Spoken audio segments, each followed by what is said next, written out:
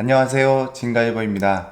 제가 그동안 여러 영상을 통해서 저는 화분을 작게 사용하는 편이라고 이야기를 드렸었는데요. 화분을 작게 사용하는 이유에 대해서 이런저런 이야기를 드려보려고 합니다. 오늘 이야기는 실내 환경에 국한된 개념임을 좀 인지하시고 들어주셨으면 합니다. 우리가 일반적으로 식물을 키울 때 빨리 크게 자라서 꽃도 피우고 열매도 맺었으면 하는 바람과 기대를 갖고 통상적으로 화분을 크게 쓰게 됩니다. 화분이 커야 흙과 영양분이 풍부해서 마음껏 쑥쑥 잘 자랄 것 같은 생각도 들고, 또 간혹 분갈이나 관리가 귀찮아서 한번 심어서 오랫동안 그냥 두려고 큰 화분을 사용하는 경우도 있을 듯 합니다.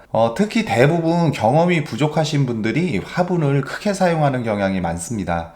그런데 실내에서도 관리를 잘 하시거나 식물 상태가 좋다면은 문제가 안 되지만 그렇지 못한 경우가 대부분인 게 현실입니다. 통상적으로 보면 식물이 원하는 만큼 성장해서 큰 화분에서 적응을 하기 전에 죽게 되는 경우가 많고, 또 적응을 해서 꽃도 잘 피우고 잘 자라던 것이 어느 날 갑자기 말라 죽는 경우도 생깁니다. 화분을 지나치게 크게 사용해서 실패하는 경우의 대부분이 과습에 의한 피해입니다. 예를 들어서 이렇게 작은 화분의 것을 분갈이를 한다고 했을 때 적당한 크기는 한 이 정도의 화분이 될 것입니다. 들어갔을 때 이 정도 부피가 되는 그 정도 사이즈가 될 텐데, 그런데 이것을 크게 빨리 키우고 싶은 욕심에 이 정도 크기의 화분에다가 이렇게 분갈이를 하게 되면은 실제 차지하는 공간은 4분의 1 정도밖에 안 됩니다. 그렇게 되면 가운데 뿌리 부분은 식물의 생리작용에 의해서 더 빨리 물이 마르게 되지만은, 뿌리가 뻗어 있지 않는 이런 공간들은 물 마름 속도가 늦어져서 습한 환경이 됩니다. 그런데 뿌리 쪽만 보고 물이 말랐으니까 그걸 물을 계속 주게 되면은 주변은 더 축축해져서 물이 마를 날이 없게 되는 현상이 생깁니다. 뿌리에서 영양분을 흡수하고 공기도 통하고 해야 되는데, 물 속에 갇혀서 뿌리 호흡도 방해되고 습한 부분에 유기물도 섞게 돼서 가스도 생기게 되고, 그래서 각종 벌레도 꼬이게 돼서 여러 최악의 환경이 만들어지게 됩니다. 특히나 시중에서 판매하는 일반적인 분갈이 흙이나 그런 배양토, 원해용 상토 등 알갱이 흙을 배합하지 않고 그대로 여기에 채워주게 되면은 실내에서는 상태가 더 심각해지게 됩니다. 거기에 거름까지 한 몫을 거들게 되면은 결국에 뿌리가 다 썩게 되고, 물을 잘 주는데도 식물이 하엽이 생기고 결국에는 죽게 됩니다. 이것이 식물 키우기에 경험이 많지 않은 분들에게 불필요하게 큰 화분을 사용하지 마시라는 가장 큰 이유입니다. 그럼 작은 화분이 무조건 좋으냐? 꼭 그런 것은 아닙니다. 이것도 경험이 없으신 분들은 화분이 너무 작게 되면은 식물을 키우고 관리하는데 손이 너무 많이 가게 되고, 보습력을 유지시켜줄 흙의 양이 적다 보니까 물마름도 더 빨라지고 뿌리 관리도 더 잘해야 되는 부분이 있고, 그리고 식물 성장도 둔화되는 경향도 있습니다. 만약 일부러 본인이 의도해서 작게 키우는 게 아니라면은 화분 크기를 너무 작게 사용하는 것도 그리 좋은 것만은 아닙니다. 그럼 화분 크기를 어떤 것을 선택해야 되는가 의문이 생기실 텐데요. 적당히가 어떻게 보면은 제일 어려운 말일 텐데, 화분 크기는 적당하게 사용하는 것이 관리나 생육면에서 좋은 결과를 가져옵니다. 화분 크기를 선택할 때 먼저 심겨져 있던 화분을 기준으로 해서 선택을 해도 되지만, 식물 전체를 딱 봤을 때 이게 상하 대칭 구조이기 때문에 윗부분에 비해서 아랫부분의 균형을 보시고 판단하는 것이 가장 일반적인 방법입니다. 여기 보시면 이렇게 세 가지 화분이 있는데, 그냥 딱 보시기에도 이것은 식물에 비해서 화분이 좀 작아 보이는 듯한 그런 경향을 보이고, 그리고 이거 같은 경우는 식물에 비해서 화분이 반대로 좀 커 보이는 그런 성향을 보입니다.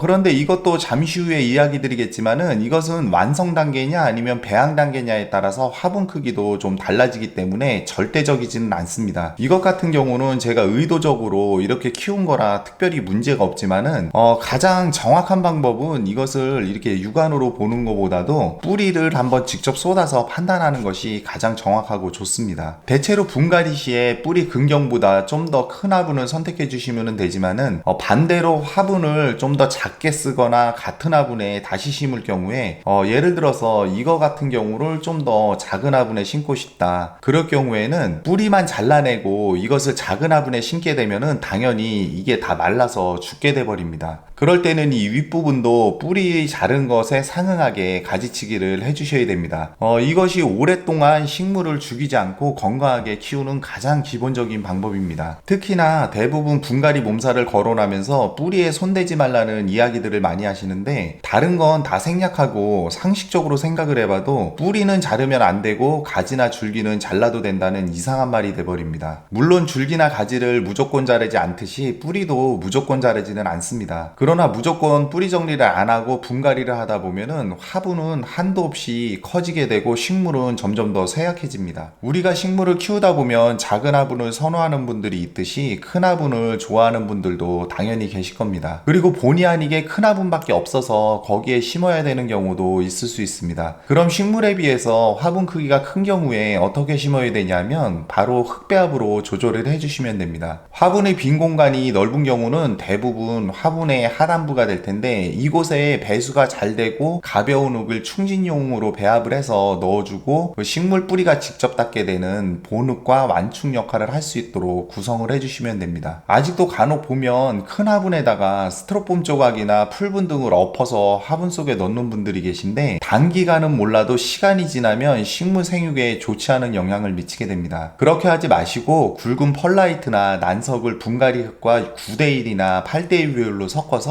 화분 하단에 채워놓게 되면은 뿌리가 본흙에서 나와서 아래로 뻗어나가더라도 잘 살아나가게 되고 무게도 크게 줄일 수 있습니다. 집에서 반려식물로 키우는 거라면은 흙 조금 아끼자고 그 화분 아래에 재활용 쓰레기는 넣지 마시기 바랍니다. 그리고 본흙도 평상시에 적당한 크기에 심는 흙에 비해서 배수성을 조금 더 높여서 배합을 해주셔야지 과습에 피해 없이 잘 자라게 됩니다. 그리고 참고로 한 가지를 보여드리면은 요즘 이런 몬스테라나 아단소니 그 외에도 공중뿌리가 생성되는 넝쿨 식물들을 많이 키우시는데, 이것은 쇼츠 영상을 통해서 보신 분들이 계시겠지만 몬스테라를 이런 수태봉에 심어놓은 형태가 되겠습니다. 사실 이 정도 크기라면 화분이 더 커야 정상인데, 실제로 여기 수태봉이 꽂힌 부분을 제외하면 화분 공간은 매우 협소합니다. 그런데 좀 다르게 이해를 하셔야 되는 게, 이 몬스테라는 지금 화분이 굉장히 넓은 상태입니다. 왜냐하면 이 수태봉 자체가 다 화분입니다. 그래서 여기 보시면은 이 마디 중간중간에 이렇게 뿌리가 나오고 있기 때문에 이 수태봉을 파고들어서 이 부분적으로 수분과 양분을 흡수하는 형태라서 화분이 넘어가지만 않을 정도라면은 아래 화분이 굳이 커질 필요가 없습니다. 그런데 이게 이런 수태봉이 아니라 이런 지지대 같은 경우는 이야기가 또 달라집니다. 이렇게 중간에 발달하는 뿌리들이 이런 지지대는 뚫고 들어가서 활착을 못하기 때문에 이 아래로 그냥 흘러내리거나 중간에 태화가 되게 됩니다. 그럼 대부분 이 아랫부분에서 수분과 양분을 전담해야 되기 때문에 어느 정도 이 화분의 크기가 커질 수밖에 없는 구조가 됩니다. 그래서 대부분 이런 수태봉을 단순히 지지대로만 활용하시는데, 수태봉과 이런 일반 지지대는 그 용도와 기능이 분명 차이가 있습니다. 그리고 이런 종류들은 생육 특성상 단순히 이런 지지대보다는 수태봉처럼 뿌리가 중간중간 활착할 수 있는 형태로 키워주시는 게 더 건강하고 튼튼하게 키우는 방법이기도 합니다. 그래서 이것처럼 식물을 어떻게 키우냐에 따라서 식물 성장에는 지장을 주지 않고 화분 크기를 결정하는 방법도 있습니다. 그리고 식물을 키울 때도 나름대로 계획이 있어야 됩니다. 무조건 큰 화분에 심어놓고 잘 크기를 바라는 것보다 식물을 입양을 했다면은 어느 정도 크기까지 어떤 모양으로 키울 것인지를 생각을 먼저 하시고, 그 다음 원하는 크기까지 성장시키는 배양 단계에서는 꽃을 보거나 열매를 맺는 것보다는 빠르게 성장시키는데 좀 중점을 두시고, 어느 정도 원하시는 크기가 돼서 더 이상 집중 배양이 필요 없다면은 완성 단계로 넘어가서 그때부터는 배양보다는 수영 관리나 꽃을 보거나 아니면은 열매를 보는 형태로 키워나가셔야 됩니다. 다시 말해서 배양 단계에서는 화분 크기가 분갈이를 할 때마다 조금씩 커지지만, 완성분 단계에 들어가게 되면 화분 크기는 더 이상 커지지 않거나 거의 변하지 않는 상태가 됩니다. 대부분 식물을 키우시는 분들은 식물의 일생을 배양 단계로만 보시고 계속 화분 크기를 늘리거나 식물을 크게만 키우려고 하시는데, 식물도 완성 단계가 꼭 필요합니다. 결국 화분 크기는 식물이 최적의 환경에서 잘 자랄 수 있도록 사람이 결정해 줘야 되기 때문에 그에 대해서 어느 정도 좀 알고 계셔야 된다는 생각이 듭니다. 제가 화분을 작게 사용하는 이유는 공간의 문제도 있고 무게가 부담스러운 면도 있지만, 개인적으로 작게 키우는 것을 좋아하는 이유도 있습니다. 경험이 많지 않으시고 과습에 매번 실패를 해보셨다면 있다면은 실내에서만큼은 불필요한 큰 화분 사용을 좀 자제해 주시는 게 식물을 잘 키울 수 있는 하나의 방법이기도 합니다. 실내에서는 식물을 키우는 데 있어서 큰 화분을 사용하는 것은 득보다 실이 더 많다는 것을 이야기 드리고 싶었습니다. 오늘 준비한 영상은 여기까지입니다. 시청해 주셔서 감사합니다.